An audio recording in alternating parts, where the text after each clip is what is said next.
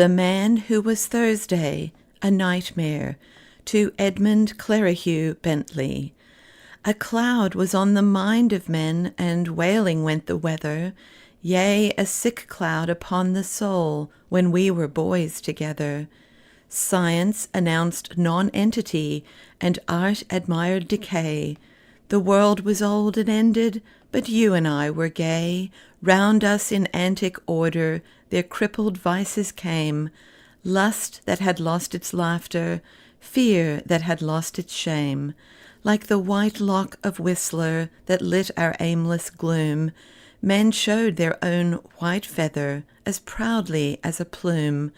Life was a fly that faded, and death a drone that stung. The world was very old indeed when you and I were young. They twisted even decent sin to shapes not to be named. Men were ashamed of honor, but we were not ashamed. Weak if we were and foolish, not thus we failed, not thus. When that black Baal blocked the heavens, he had no hymns from us. Children we were, our forts of sand were even as weak as we. High as they went, we piled them up to break that bitter sea. Fools as we were in motley, all jangling and absurd, when all church bells were silent, our cap and bells were heard. Not all unhelped we held the fort, our tiny flags unfurled. Some giants labored in that cloud to lift it from the world. I find again the book we found. I feel the hour that flings far out of fish-shaped Paumanok some cry of cleaner things. And the green carnation withered as in forest fires that pass, roared in the wind of all the world 10 million leaves of grass, or sane and sweet and sudden as a bird sings in the rain. Truth out of Tusitala spoke, and pleasure out of pain.